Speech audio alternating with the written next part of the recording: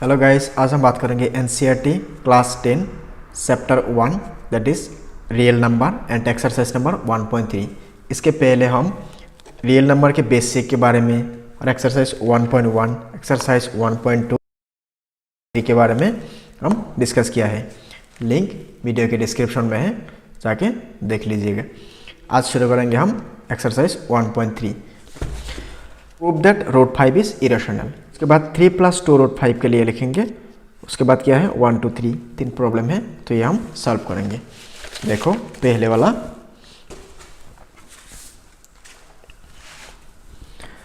Exercise 1.3 question number 1 root 5 is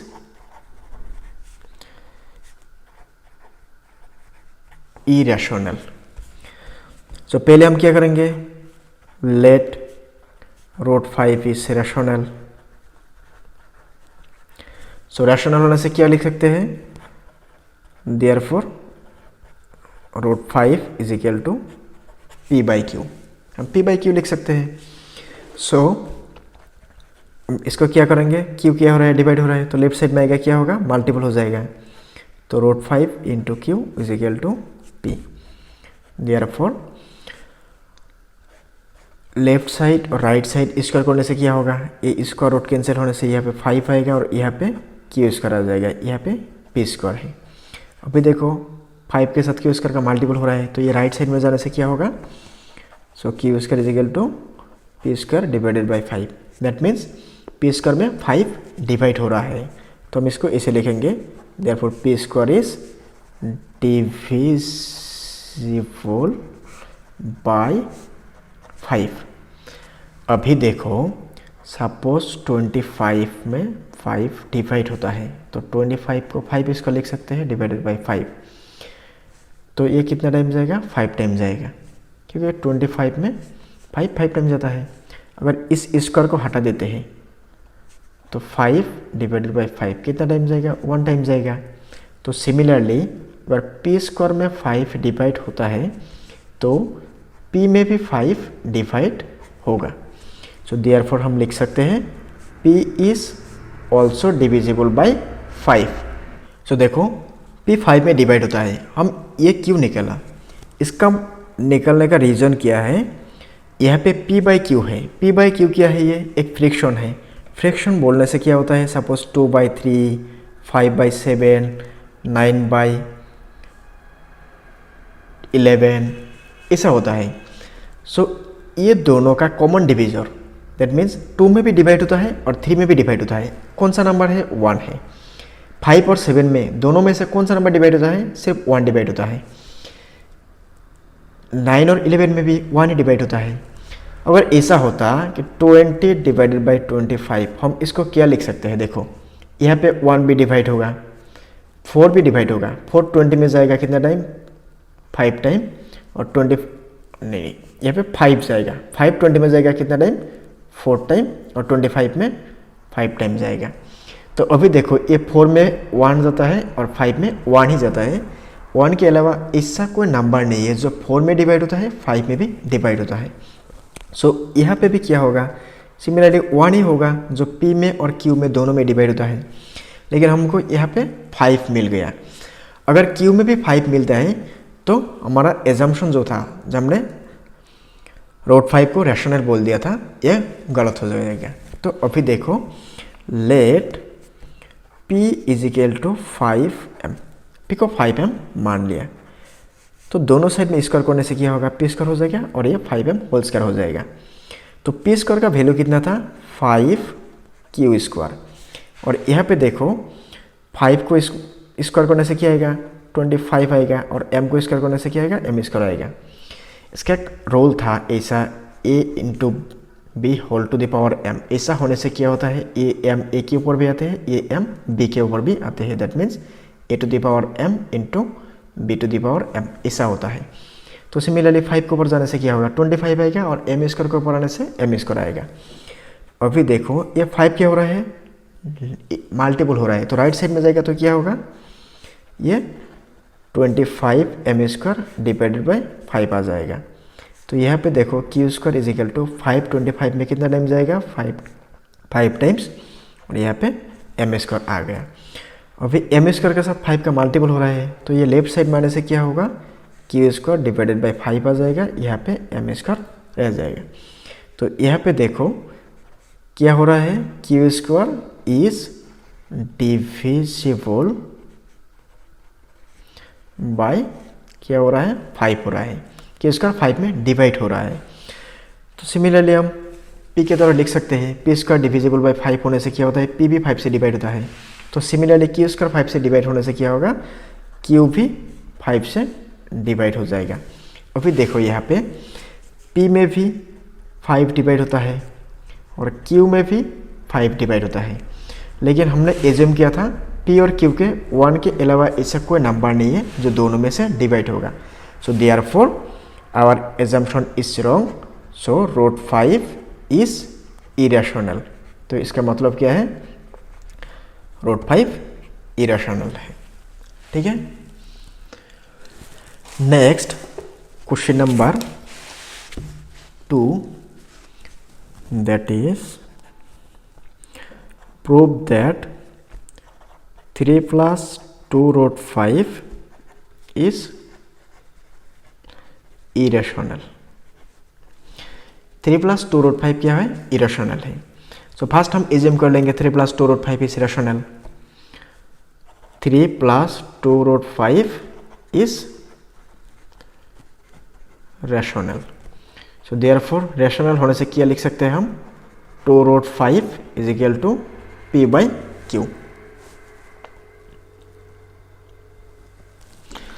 अभी देखो हम इसको क्या लिख सकते हैं, 3 plus 2 root 5 is equal to P by Q. और पी और क्यू क्या होता है, इंटीजर नंबर होता है और क्यू को भी 0 नहीं होता है।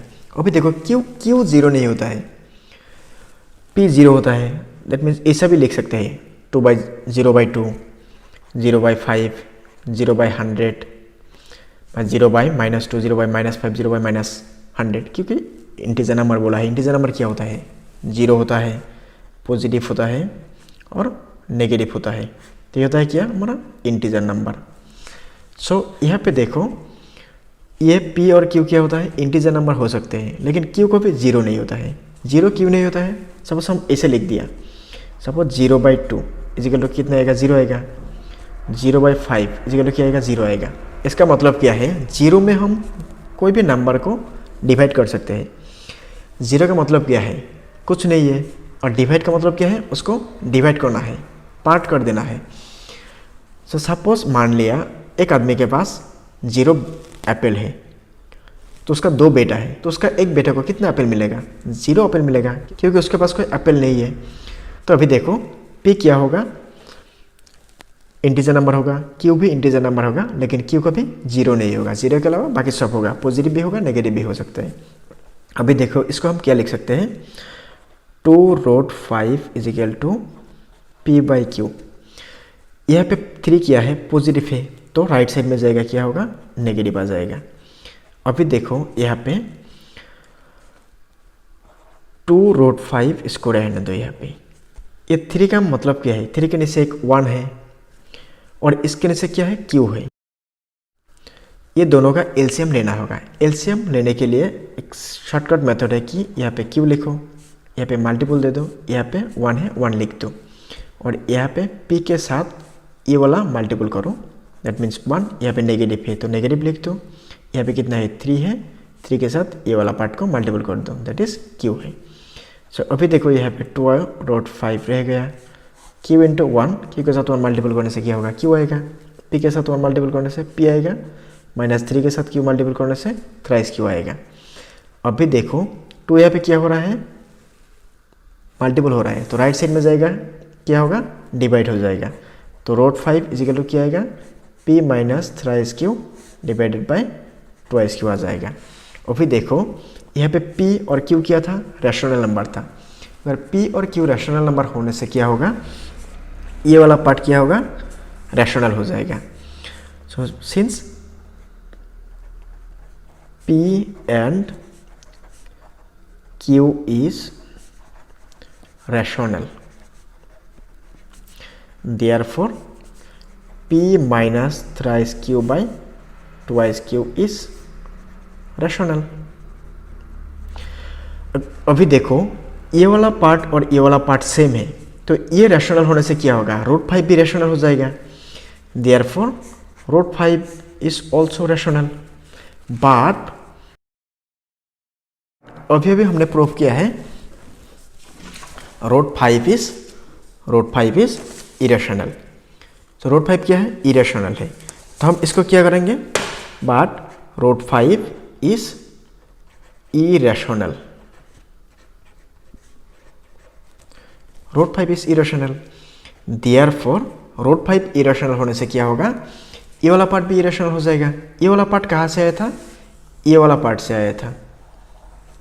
सो क्या होगा ultimately, therefore 3 + 2 root 5 is irrational. ठीक है,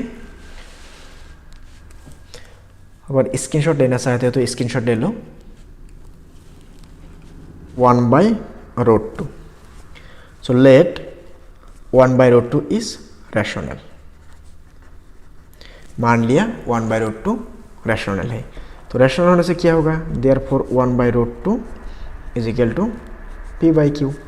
तो 1/√2 इज इक्वल टू p/q आ जाएगा। तो अभी देखो तो यहाँ पे क्या है, डिवाइड हो रहा है, तो राइट साइड में जाएगा क्या होगा, मल्टीपल हो जाएगा। क्यों यहाँ पे डिवाइड हो रहा है, तो लेफ्ट साइड में आएगा क्या होगा, मल्टीपल हो जाएगा। इसका मतलब क्या है, अगर a/b is equal to c/d ऐसा है, तो इसको हम क्या लिखेंगे, इसके साथ इसका मल्टीपल दैट मीन्स ad, और इसके साथ इसका मल्टीपल दैट इज bc आएगा। तो यहाँ पे q के साथ 1 का मल्टीपल करना पड़ेगा, और यहाँ पे √2 के साथ p का मल्टीपल करना पड़ेगा।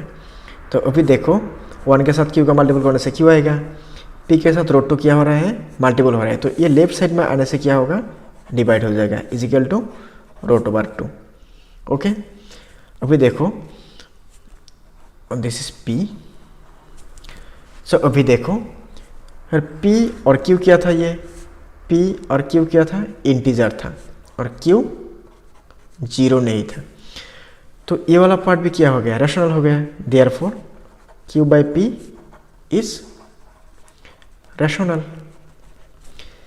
ये रैशनल होने से क्या होगा, ये वाला पार्ट और ये वाला पार्ट सेम है, यहाँ पे इक्वल है, तो फिर ये और दोनों पार्ट सेम है, तो ये रैशनल होने से क्या होगा, √2 भी रैशनल हो जाएगा।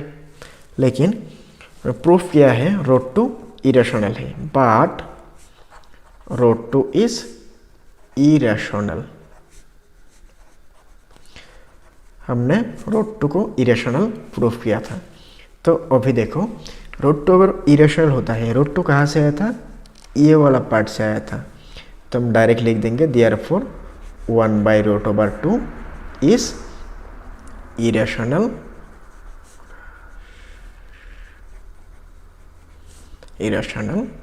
Number. Okay, next question number 2, 7√5।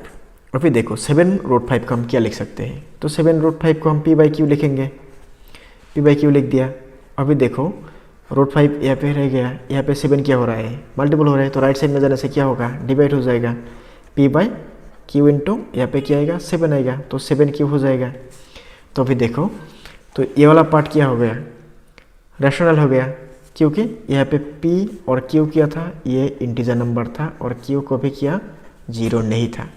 तो देयरफॉर हम लिख सकते हैं p/7q इज रैशनल। सो ये रैशनल होने से क्या होगा, √5 भी रैशनल हो जाएगा, √5 इज ऑल्सो रैशनल।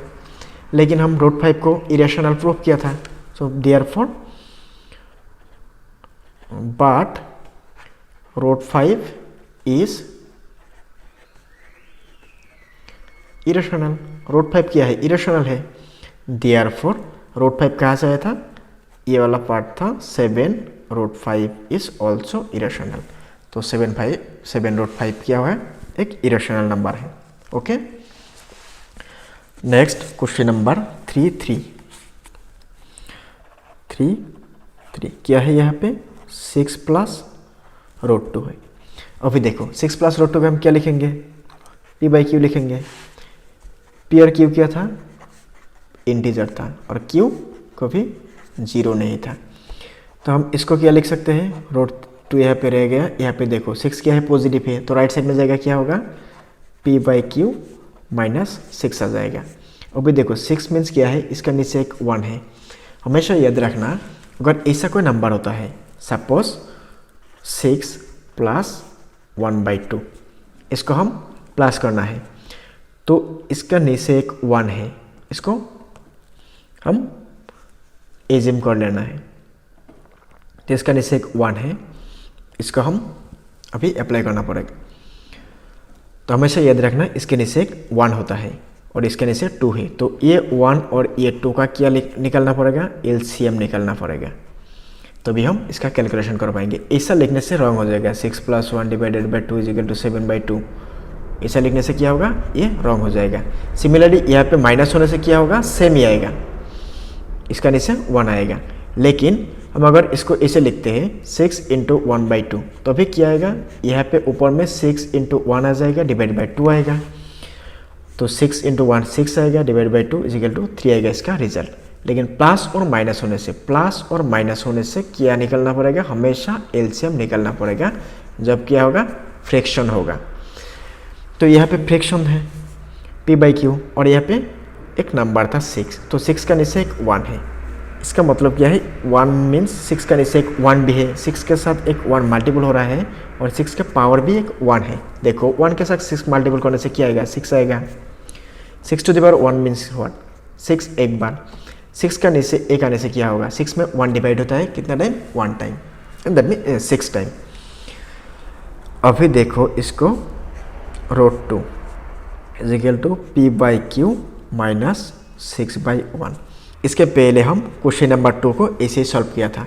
अब क्या करेंगे हम, इसको यहाँ पे √2 रहने दो, यहाँ पे q के साथ क्या होगा, 1 का मल्टीपल हो जाएगा और इसके साथ इसका मल्टीपल होता है और इसके साथ इसका मल्टीपल होता है, तो p के साथ मल्टीपल होगा 1 का, माइनस यहाँ पे q के साथ मल्टीपल हो जाएगा 6 का। सो यहाँ पे √2 है, यहाँ पे देखो q के साथ 1 मल्टीपल करने से q आएगा, p के साथ 1 मल्टीपल करने से p, माइनस q के साथ 6 करने से 6q। अभी देखो ये p और q क्या था, ये इंटीजर था, p और q इंटीजर था, तो देयरफॉर p माइनस 6q / 6 क्या है, इस रैशनल, ये रैशनल है। तो ये रैशनल होने से क्या होगा, ये वाला और ये वाला पार्ट सेम है, तो √2 इज ऑल्सो रैशनल। लेकिन √2 क्या है, एक्चुअल में √2 क्या है, इरेशनल है। हमने पहले ही प्रूव किया था √2 इज इरेशनल। तो √2 इरेशनल होने से क्या होगा, ये वाला पार्ट जो था 6 + √2, ये होगा इरेशनल नंबर, तो हम डायरेक्ट लिख देंगे देयरफॉर 6 + √2 इज इरेशनल। ठीक है, तो एक्सरसाइज 1.3 यहाँ पे ख़त्म होते हैं। नेक्स्ट वीडियो में हम बात करेंगे एक्सरसाइज 1.4 के बारे में, और इसके पहले हम एक्सरसाइज 1.1, 1.2 हम डिस्कस किया है और उसके साथ साथ बेसिक के बारे में भी डिस्कस किया है। तो अगर नहीं देखा है तो लिंक डिस्क्रिप्शन में है, तो देख लेना। तो आज के लिए इतना ही, मिलते हैं अगले वीडियो में।